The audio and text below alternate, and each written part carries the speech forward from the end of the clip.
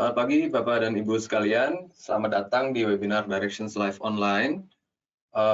Webinar pagi ini adalah webinar yang ketiga ya, yang diselenggarakan. Dan sekedar mengingatkan pada Bapak Ibu sekalian bahwa webinar ini akan direkam, jadi nantinya tayangan ulangnya akan bisa ditonton di website yang akan disediakan kira-kira minggu depan. Oke, sebelum mulai, saya ingin menjelaskan bahwa jika ada pertanyaan, bisa disampaikan atau diketik di panel GoToWebinar ya, di bagian question itu, tinggal diketik aja pertanyaannya, lalu klik send.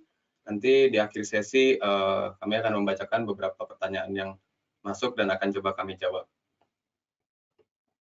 Oke, sekali lagi saya ucapkan terima kasih pada Bapak, Ibu, dan rekan-rekan sekalian yang sudah bergabung. Webinar kali ini akan membahas tentang highlights dari S3 Developer Summit 2024. Jadi S3 Developer Summit itu adalah acara yang diselenggarakan oleh S3 Inc. pada bulan Maret lalu ya.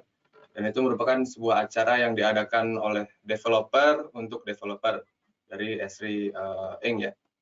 Gitu. Dan event ini berfokus pada update informasi ya terkait teknologi-teknologi yang dapat digunakan untuk developer-developer yang memang berkutat dengan ArcGIS gitu ya sebagai sistem. Oke, pertama-tama saya ingin memperkenalkan diri.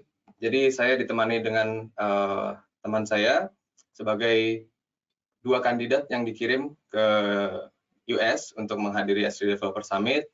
Dimulai dengan saya Dion Kairawan sebagai GIS Engineer dari S3 Indonesia.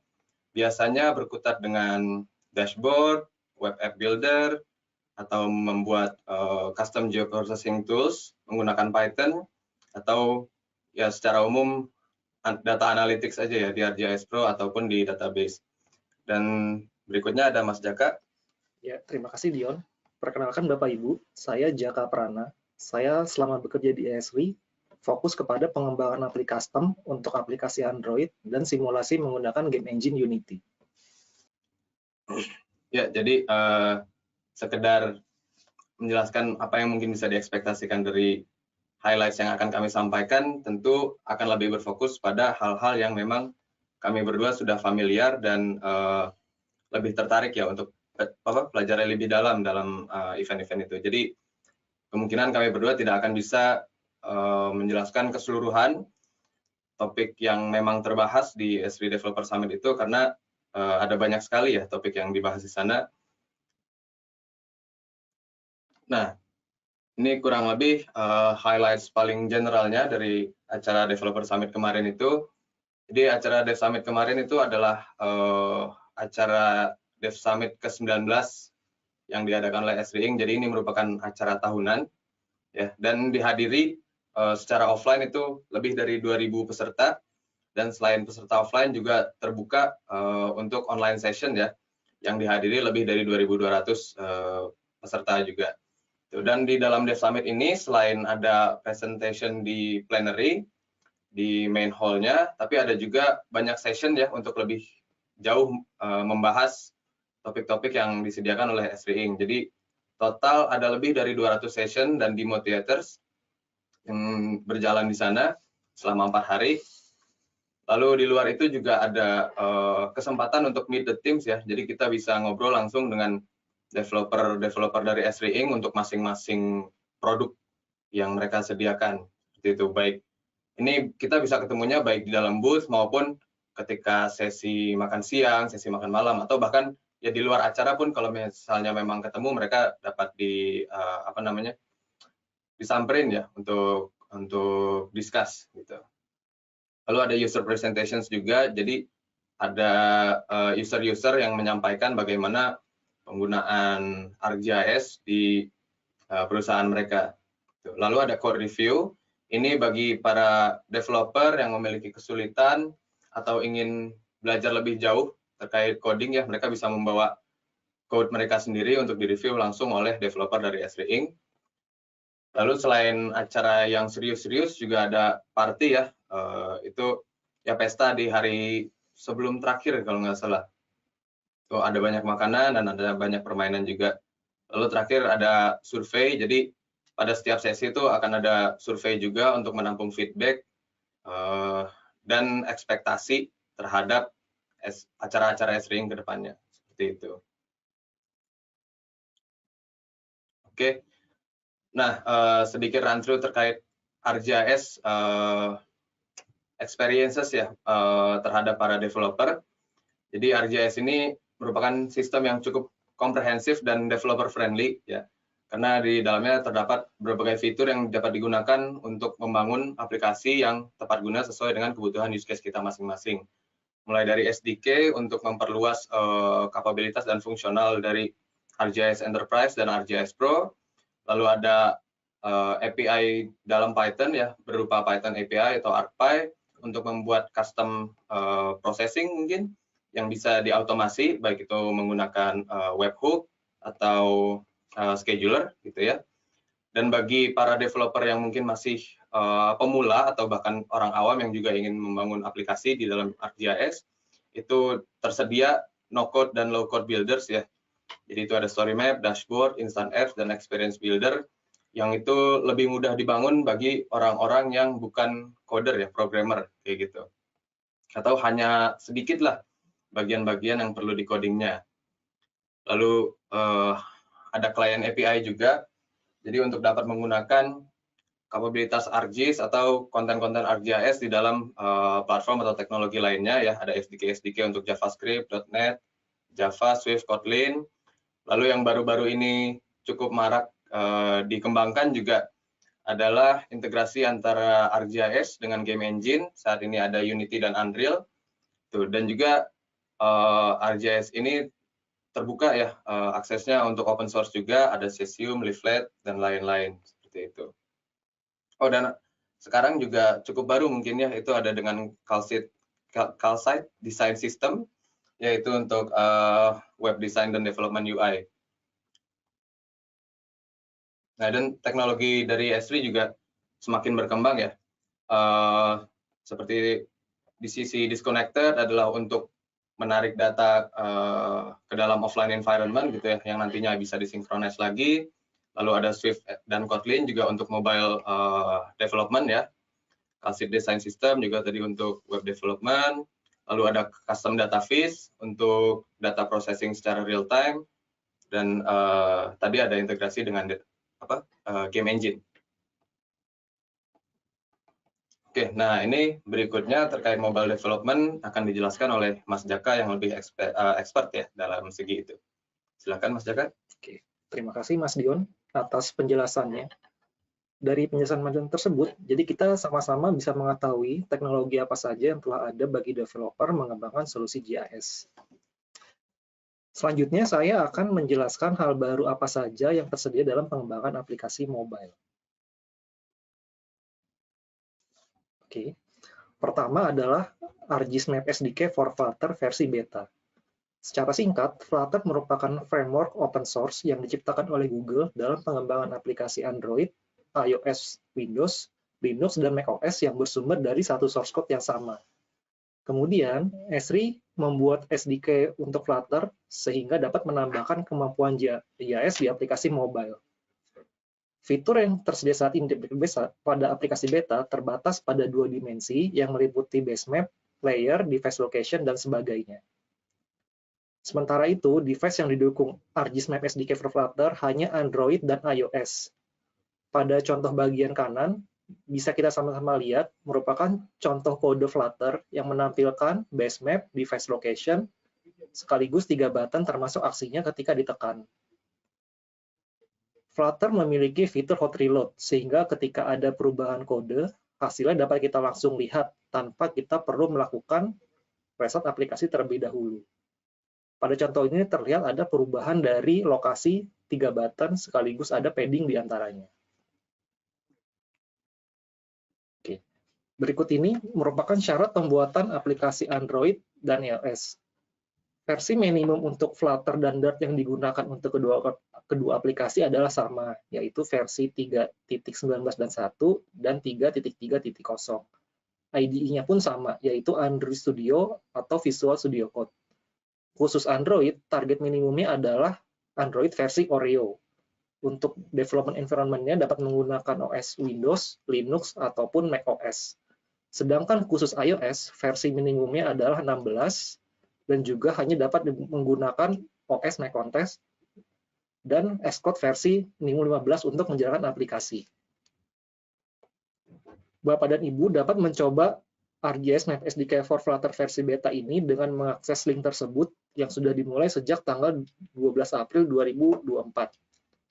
Dan perlu diperhatikan bahwa early access versi beta ini hanya untuk pengujian fitur, bukan untuk production. Yang kedua adalah ArcGIS Map SDK for Kotlin. Pada saat kami di Dev Summit 2004 di bulan Maret, versi terakhirnya adalah versi 200.3, yaitu di bulan Desember. Namun, kami telah diinformasikan bahwa akan ada versi terbaru, yaitu 200.4 yang telah keluar di bulan April lalu. Fitur baru di versi terbaru ini adalah, pertama, fungsi snapping. Jadi ketika kita melakukan create atau edit geometri, kita dapat menempelkan dua objek geometri yang berbeda sehingga berhimpitan. Kemudian yang kedua adalah real time, yang bersumber dari custom data feed, baik itu WebSocket, file, maupun Open API yang dimiliki Bapak Ibu. Yang ketiga adalah 3D tiles dengan format OGC standard, yaitu merupakan standar open data untuk 3D. Kemudian yang keempat ada field dengan tipe data baru, di mana kita dapat menyimpan tanggal dan jam dalam field yang terpisah. Yang terakhir adalah utility network offline dengan mengupload file mobile geodatabase ke dalam device mobile kita. Selain itu, ArcGIS Map SDK for Kotlin juga menyediakan open source UI komponen yang disebut dengan toolkit. Toolkit dibangun menggunakan Jetpack Compose yang dapat dimodifikasi oleh tim Bapak Ibu. Dua fitur terbaru di toolkit versi terbaru ini adalah GeoView Compose dan Feature Form yang akan saya jelaskan pada slide berikutnya. Persyaratan utama untuk deploy aplikasi Android adalah minimum versi Android Oreo, sekaligus CPU arsitektur yang perlu diperhatikan, kemudian OpenGL versi 2 untuk aplikasi mobile 2 dimensi, dan OpenGL versi 3 untuk aplikasi mobile 3 dimensi. Pada bagian kanan dapat kita lihat adalah contoh aplikasi Android yang menampilkan data GIS 2 dimensi dan 3 dimensi. Kembali kepada fitur dari toolkit terbaru, yaitu GeoView Compose, di dalam development menggunakan Kotlin terdapat dua tipe pattern UI, yaitu imperatif dan deklaratif. Imperatif merupakan cara tradisional di mana yang sudah kita sama-sama tahu, di mana adanya XML file untuk UI layout dan kemudian akan dibinding ke Kotlin file. Sedangkan deklaratif merupakan cara yang lebih modern, di mana UI dan bisnis proses menjadi satu file di Kotlin. GeoView Compose di toolkit versi 204 merupakan contoh penerapan dari deklaratif UI pattern. Contohnya dapat Bapak Ibu lihat ada di bagian kanan bawah, di mana secara kode dia lebih simpel dibandingkan dengan cara tradisional, yaitu imperatif. Berikutnya adalah fitur baru dari toolkit, yaitu Feature Form. Fitur ini dapat mempermudah dan mempercepat pembuatan input form di aplikasi Android. Sebelumnya, cara pembuatan input form itu dengan manual di dalam source code Kotlin, di mana kita menambahkan text editor, validasi, dan sebagainya sesuai dengan field yang tersedia di feature service. Namun, dengan adanya form builder yang dapat kita lihat pada kanan atas, yaitu adalah suatu fitur di Map Viewer, di mana kita memasukkan feature service, kemudian akan muncul field apa saja yang mau kita tambahkan, validasinya, serta sifatnya opsional atau mandatory. Kemudian, form yang telah dibuat di form builder ini akan diakses oleh source code Kotlin dan secara otomatis tampil di aplikasi Android.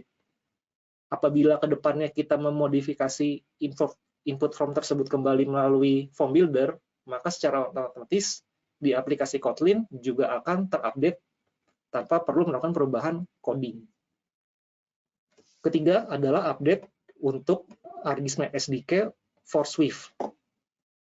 Memiliki kondisi yang sama dengan Kotlin, yaitu pada Dev Summit 2024, versi terakhirnya adalah 203.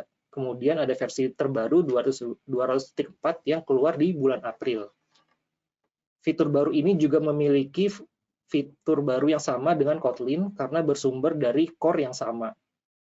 Perbedaannya hanyalah di toolkit versi 200, fitur dari toolkit 200.4, di mana untuk toolkit ini terdapat fitur yang berbeda yaitu augmented reality.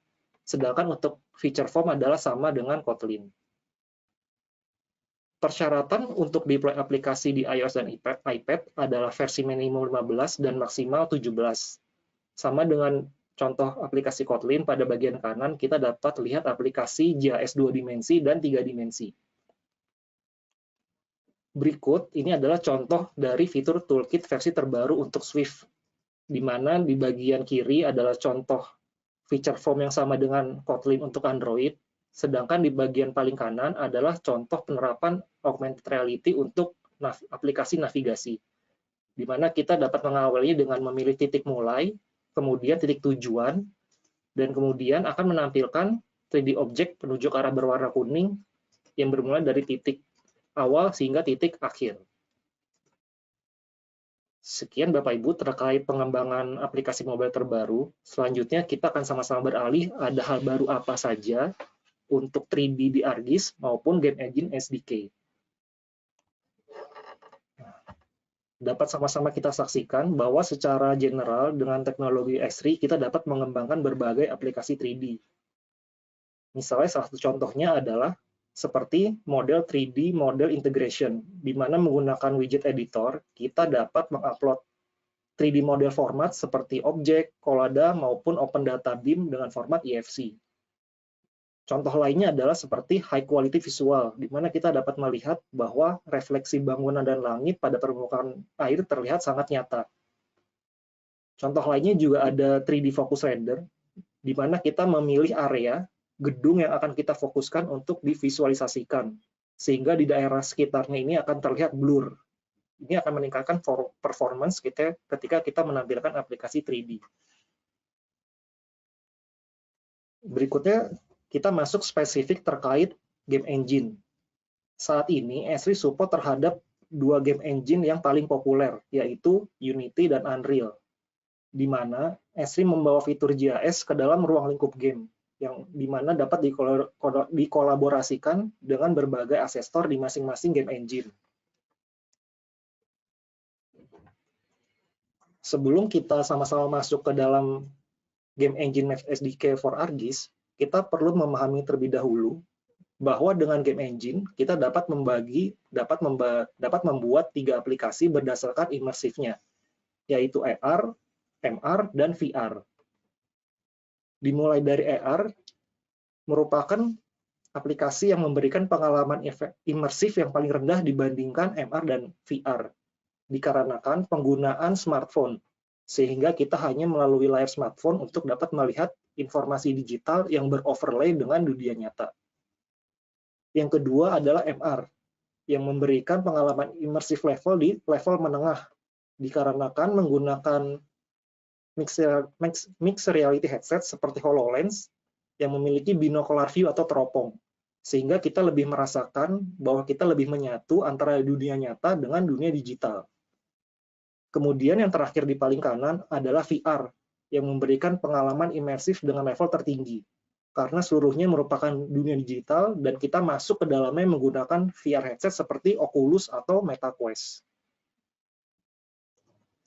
Baik Game Engine SDK for Unity dan Unreal, saat ini versi terbarunya di 1.5.0 yang juga baru saja dirilis di bulan April lalu.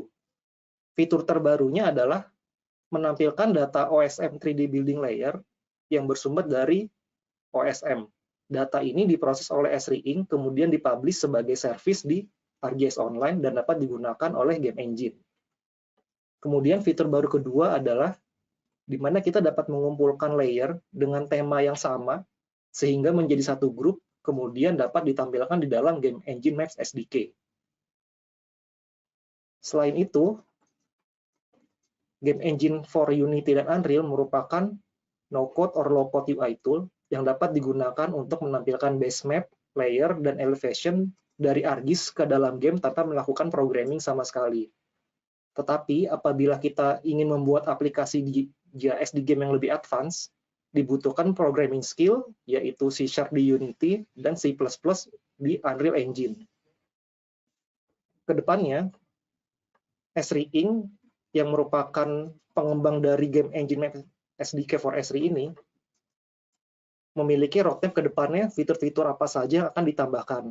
Tetapi kita juga sebagai community, kita dapat bergabung di web Esri Community, yaitu seperti suatu forum, dan kita dapat memberikan masukan fitur-fitur apa saja yang kita butuhkan di game engine untuk ke depannya.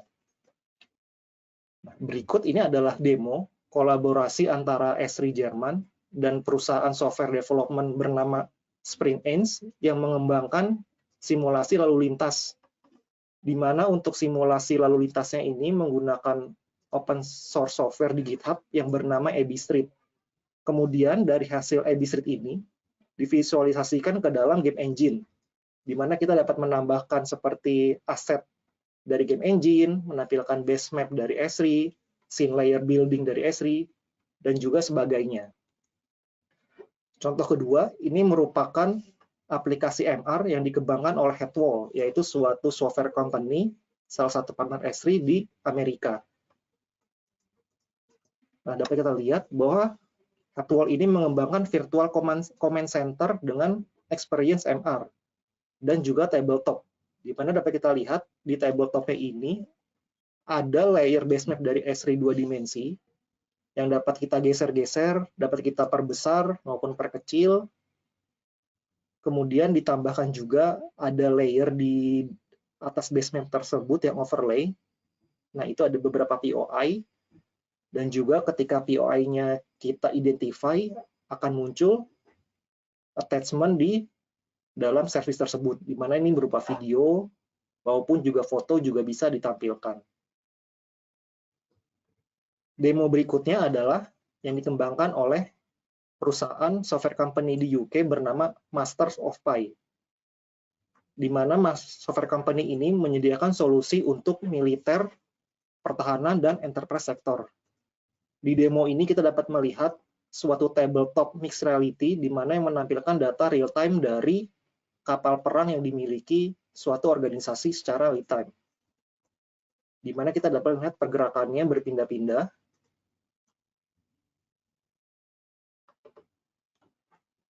Kemudian ada juga menampilkan data layer dari DSO dan Orbat yang merupakan untuk militer yang singkatan dari Order of Battle, di mana kita dapat melihat di mana suatu lokasi dari titik penyerangan maupun titik dari base camp suatu militer. Contoh berikutnya adalah 3D mapping. Apabila sebelumnya tabletop 2 dimensi, berikutnya adalah tabletop 3 dimensi, di mana kita dapat melakukan identifikasi layer dan juga melakukan virtual tabletop karena menggunakan HoloLens sebagai MR headset, di mana yang memiliki virtual tab. Dapat kita lihat, kita dapat memindahkan beberapa objek atribut di 3D scene. Maaf Bapak Ibu, tunggu sebentar. Oke. Untuk topik menarik berikutnya mengenai ArcGIS Location Services Update, akan saya kembalikan ke rekan saya, Mas Dion. Oke, terima kasih Mas Jaka atas penjelasannya. Kalau tadi Mas Jaka banyak penjelasan terkait integrasi ArcGIS dengan teknologi-teknologi lain di luar environment ArcGIS ya, seperti Swift dan Kotlin tadi, dan juga Game Engine, seperti itu. Saya akan berikutnya membahas yang lebih internal ke dalam teknologi ArcGIS-nya itu sendiri, gitu ya, baik di ArcGIS Online, Enterprise maupun di ArcGIS Pro. Jadi yang pertama di sini ada ArcGIS Location Services Update. Sebenarnya nggak cuma location service, jadi ini ada beberapa services yang tersedia di Living Atlas dan ada update ya. Baik ada yang baru dan ada juga yang update, seperti Places Services ini adalah data POI yang bisa on demand ya, di query location-nya, dan juga atributnya cukup detail ya, dan sudah mencakup global, walaupun saya belum cek juga untuk di area Indonesia itu sudah sedetail apa. Lalu ada base map style service ini, jadi base map ini semakin banyak stylesnya gitu ya, tipe-tipe tampilannya, dan juga sekarang support berbagai bahasa untuk place namingnya, dan juga kalau nggak salah yang bisa diatur itu selain bahasa adalah time zone ya, lokalnya seperti itu. Lalu ada static base map tile service. Nah, ini yang cukup baru. Jadi si base map ini selain bisa dimunculkan dalam bentuk tile service yang loadingnya lebih cepat, sekarang juga tersedia dalam bentuk static tile service ya. Jadi seperti PNG gitu. Jadi kalau untuk dibawa ke device mobile gitu, itu jauh lebih cepat dan juga masih bisa digunakan ketika offline. Itu. Lalu ada elevation service. Nah, ini adalah untuk 3D ya. Jadi base map jadi sebuah layer yang isinya adalah data-data elevation. Bisa dilihat di sini kalau di gambarnya itu ada tiang-tiang, dan di setiap titik itu bisa diekstrak data ketinggiannya. Makanya ini si tiangnya juga makin naik ya, si base dari tiangnya. Itu bisa untuk perencanaan jalur yang ke arah bukit atau pegunungan seperti itu. Oke, jadi di ArcGIS sendiri juga semakin integrated ya antara spatial analysis dan data science. Ini sedikit run through aja. Jadi kalau yang dari dulu ArcGIS itu udah bisa spatial analysis dan geoprocessing dari berbagai jenis data atau dari berbagai bidang analytics ya, seperti tabular analytics, raster, 3D, atau bahkan network analysis ya, dan juga teks dan grafik. Nah, dari analytics itu masih bisa dipelajari lebih jauh, diolah lebih jauh dengan data science ya, yang ada 2 branch saat ini, spatial statistik dan GeoAI, yang ujungnya lebih ke modeling ya, modeling machine learning dan deep learning, untuk biasanya lebih untuk ke forecasting. Oke. ArcGIS sendiri sebagai spatial analytics system itu sangat komprehensif, mencakup berbagai tipe analisis, ya, seperti yang tadi saya jelaskan, ada raster, terus bisa modeling dan scripting untuk automation menggunakan Python ya, atau untuk yang non-coder juga bisa menggunakan model builder, gitu. Dan sekarang juga sudah mulai makin maju lagi di sisi big data analytics. Itu bisa menggunakan GeoAnalytics Engine ataupun ArcGIS Knowledge ya. Oke.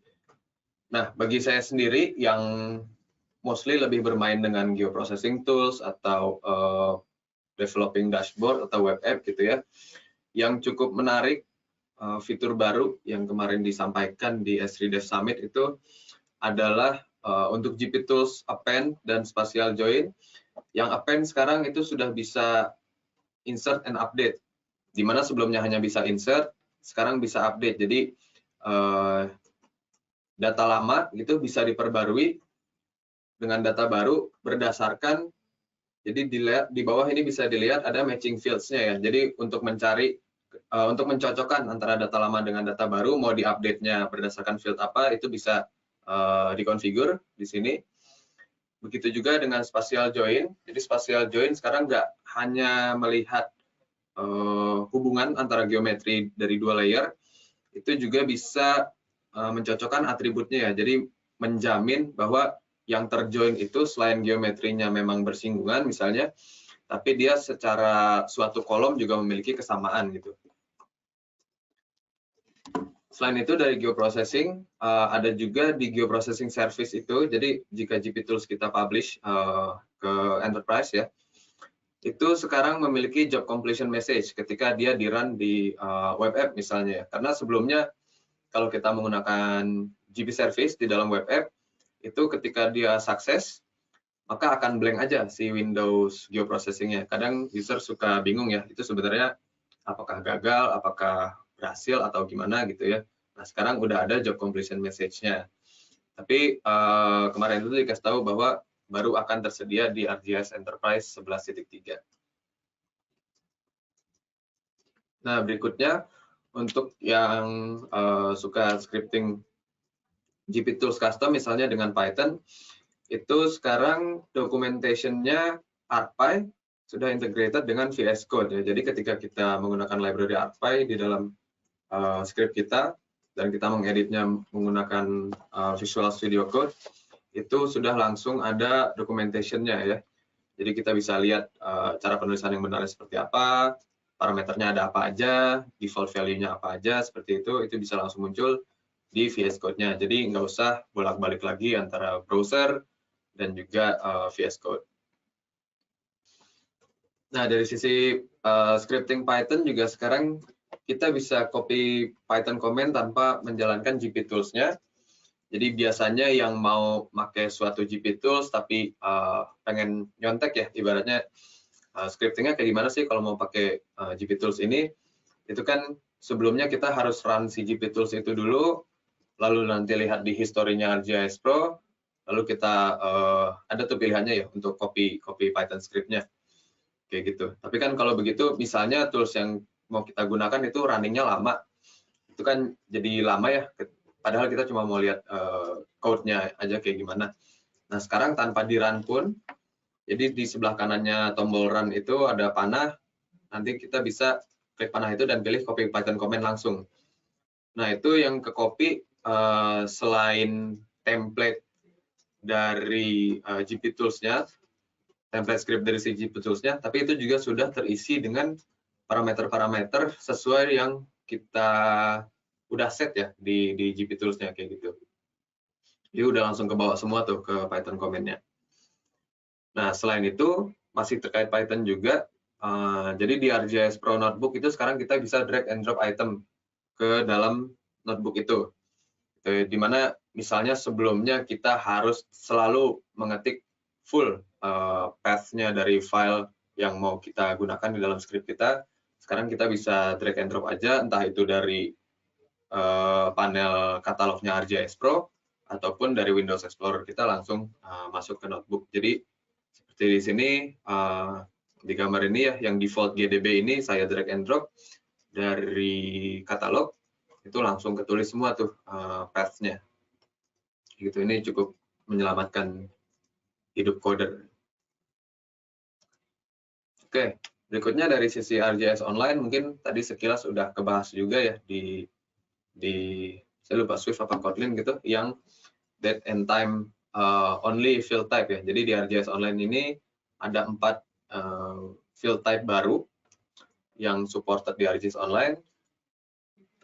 Ada date only, timestamp offset, dan sekarang sudah support big integer ya untuk ArcGIS Online.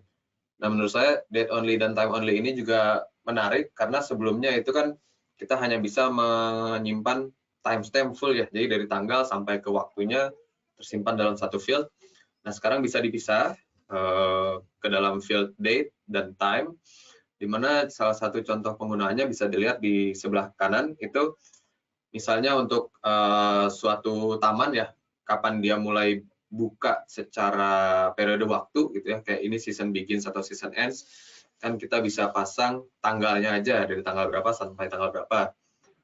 Lalu bisa kita pisah juga operating hours-nya gitu ya, jam bukanya itu jam berapa aja. Nah itu menggunakan field yang time only, bisa diatur limitnya ya, kapan open, kapan close gitu. Sementara kalau sebelumnya menggunakan timestamp yang gabung, date and time, kan susah untuk mengatur seperti ini ya, ada season open dan ada operating hours. Itu kita harus splitting dari si timestamp-nya itu dulu. Nah, ini juga untuk kalangan non-coders ya, dan bagi yang masih baru mungkin dalam menggunakan teknologi ArcGIS, kedepannya akan ada AI Assistant, terutama di bagian mapping ya, dalam pembuatan web map. Itu nanti kita bisa ketik prompt atau apa bahasa Indonesia prompt ya? Permintaan ya mungkin. Kita mau membuat map yang seperti apa atau tujuannya apa, nah nanti dia akan langsung mengubah si map itu sesuai dengan apa yang kita minta, yaitu baik simbologi, pop-up, atau mungkin ya bookmark dan semacam itu. Dan kemarin itu disampaikan juga bahwa si AI Assistant ini juga nantinya akan bisa digunakan untuk dashboard dan ArcGIS Pro. Jadi untuk pembuatan dashboard bisa juga sama ya, ditulis prompt-nya ingin membuat dashboard yang seperti apa, lalu mungkin nanti akan dia coba generate template-nya, yang kemudian masih bisa kita ubah-ubah lagi. Di ArcGIS Pro pun mirip dengan Mapping Assistant ya, lebih ke sisi map-nya, gitu, pengaturan layer seperti apa, pengaturan map-nya seperti apa, itu nanti bisa dibantu di-generate oleh dia. Oke, dan kemarin juga sedikit dijelaskan terkait website ini, architecture.arcgis.com. Share screen-nya tetap tapi. Oh ya, oke. Sorry. Nah, jadi sekarang itu sebenarnya udah beberapa bulan mungkin ya website ini tersedia. Ada website architecture.arcgis.com itu untuk lebih melihat requirement ya, requirement dan recommendation untuk dari segi infrastruktur untuk mendeploy teknologi ArcGIS. Jadi kalau yang biasanya dokumentasi yang khusus terkait infra itu masih gabung dengan dokumentasi fungsional, sekarang sudah ada websitenya sendiri, jadi lebih terfokus ya untuk melihat dokumentasi terkait infrastruktur dalam mendeploy ArcGIS. Nah, jadi selain sisi yang sangat fokus terhadap developer atau programmer ya, si event ini juga memberikan experience yang senang-senang. Jadi selain sesi-sesi topik bahasan produk ArcGIS, sini juga ada acara ya di apa namanya, terutama di partinya, Dev Summit partinya, itu ada dodgeball competition ya, dan juga ada game-game arcade kayak di Time Zone ya, atau sekarang namanya Fun World mungkin. Gitu. Dan juga yaitu kita bisa bincang-bincang ya dengan developernya dari Esri Inc, dan mereka terima topik sangat luas gitu, baik menerima masukan, menerima keluhan, atau ya discuss aja potensial penggunaan ArcGIS, GIS, atau di luar itu semua juga, misalnya gimana kehidupan di US gitu, itu bisa dibahas semua dengan mereka. Nah, ini dodgeball competition-nya juga ini cukup unik sih menurut saya ya, karena di situ banyak orang-orang yang mungkin sebelumnya sama sekali nggak kenal gitu ya, tiba-tiba rembukan untuk ngebuat tim dodgeball gitu, dan ya bertanding di kompetisi dodgeball-nya Esri Dev Summit ini. Cukup lucu sih lihat orang apa baru kenal dan main bersama, ada yang jadi lucu mainnya, dan ada ternyata entah bagaimana kompak aja gitu padahal baru kenal semua. Itu seru buat saya ngelihatnya gitu. Nah, ini yang Meet the Teams juga di Esri partinya itu ya, ada pesta outdoor juga, banyak makanan, dan ya berbaur aja di situ antara peserta dengan apa namanya, panitia atau developer dari Esri Inc-nya sendiri. Oke, mungkin sekian yang bisa saya dan Mas Jaka jelaskan. Jika ada yang mau bertanya, dipersilahkan. Seperti tadi sudah dijelaskan ya, pertanyaan bisa disampaikan melalui panel GoTo webinar ini. Itu yang nanti akan kami baca dan akan coba kami jawab.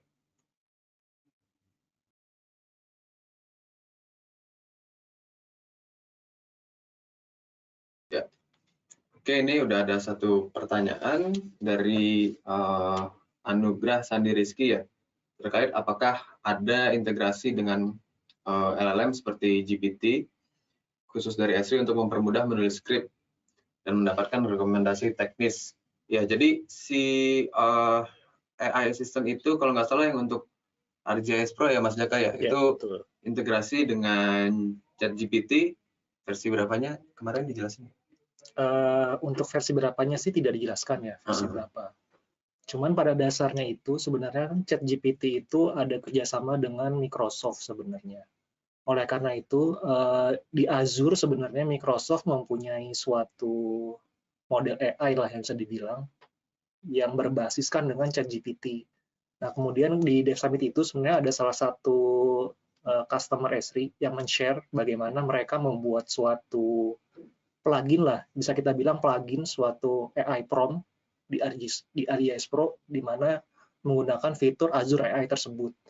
di mana kita dapat bertanya seperti script apa sih yang dibutuhkan untuk membuat suatu solusi, kemudian langsung dijawab tools apa saja, kemudian script-nya juga seperti apa sebenarnya. Itu adalah salah satu contoh yang kita dapatkan di Dev Summit kemarin. Itu jadi satu sesi sendiri waktu itu kan? Iya, itu jadi benar-benar satu sesi, dan itu bisa saya bilang itu merupakan sesi yang paling ramai pesertanya. Sampai ruangannya pun tidak bisa ditutup pintunya. Iya, sampai di luar pintu pun ada yang ngintip-ngintip gitu ya terkait integrasi GPT ini dengan ArcGIS Pro. Tapi itu berarti sebuah plugin ya? Ya, itu suatu plugin. Jadi kita perlu melakukan, bisa dibilang custom development lah. Kita mengextend fungsi dari ArcGIS Pro sebenarnya. Ya, jadi nggak cuma dengan upgrade ArcGIS Pro bisa langsung pakai itu, tapi juga harus ada pluginnya ya. Oke.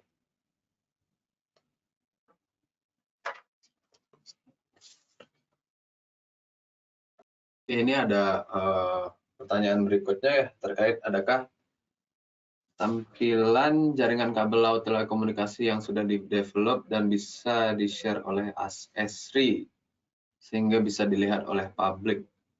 Oke, kalau jaringan kabel telekomunikasi kemarin sih di Dev Summit nggak dijelaskan ya, tapi perlu saya cek lagi juga untuk di Living Atlas apakah sebenarnya udah ada gitu ya, atau dan dilihat juga ya dia level subscribernya harus apa gitu yang bisa mengakses itu. Nanti mungkin saya bisa reach out ke Bapak ya untuk apa namanya, untuk apakah sudah tersedia di Living Atlasnya atau belum.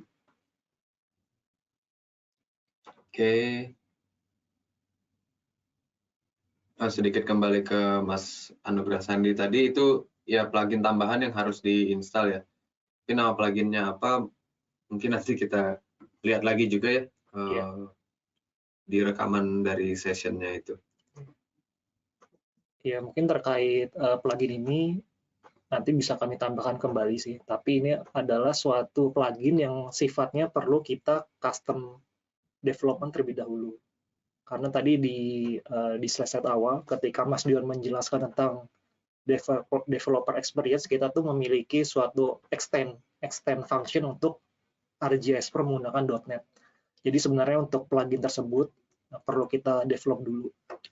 Nah, ketika di event Dev Summit kemarin juga itu sebenarnya customer-nya sempat memberikan contoh sampel berupa link GitHub.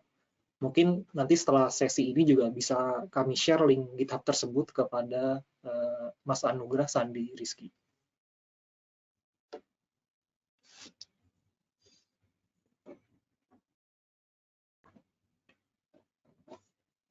Oke, terima kasih bagi Bapak Ibu yang sudah bertanya ya. Ingin mengingatkan lagi bahwa sesi webinar kali ini juga direkam, jadi nanti rekamannya bisa diakses dan link-linknya akan dikirimkan ke email Bapak Ibu. Kira-kira minggu depan ya, minggu depan. Pada kesempatan ini juga saya informasikan bahwa acara webinar Directions Live Online ini akan diadakan kembali pada tanggal 13 Juni yang rencananya akan mengangkat topik Seamless Data Integration and Interoperability in ArcGIS Pro. Jadi kemungkinan ini terkait extension data interoperability di ArcGIS Pro ya. Untuk itu saya ingatkan kembali untuk berlangganan dengan meng-scan QR code-nya agar kami dapat mengirimkan invitation-nya untuk webinar selanjutnya.